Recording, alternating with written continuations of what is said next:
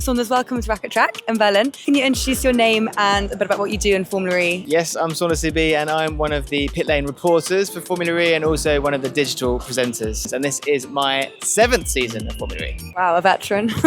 We have spoken quite a lot about technology this weekend. We've been speaking about circularity in the material world. What technology is really exciting you at the moment and what are you excited to see in the next 5 years? One thing that I love is this potential of vehicle to home, vehicle to grid charging. The idea of plugging your car in at home and not just being able to power your house, but also export that energy into the grid when it needs it. It works for you as a person, but it's also great for the planet, great for the energy system. And it's almost like they're giving people in the country the autonomy to make their own decisions and store their own energy. I mean, just look at the EV sales for a country like Norway at the moment. 95% of new cars sold this year were electric. That's because they've got good infrastructure. And that's 95% without a Formula E race. Imagine.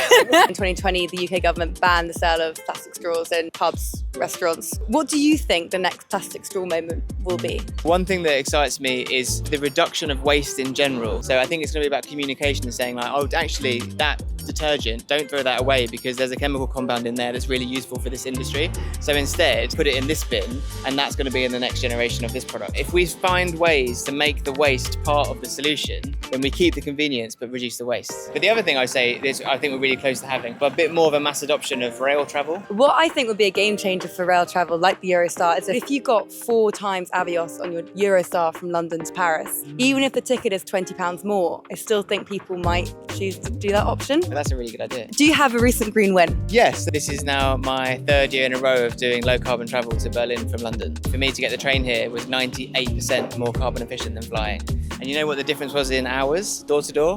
3. So much of the fun is in the journey. Maybe stop in between and explore somewhere else or have a nice lunch somewhere or whatever. Have some mussels in Brussels. There we go. It's funny you say that because Ben and I actually did a bit of a race. So I took the train here and he took the plane. Oh, okay. And we've got a YouTube video coming out. Stay tuned for that. Are you aware of our pledge program? Calculate your footprint on the website, take a pledge, we will plant a tree. I'm going to implore everybody watching to look at who you're banking with or who your pension is with. There's a website actually called makeyourmoneymatter.co.uk and it acts from there. But there we go. Saunders, thank you very much for being part of RACC in Berlin.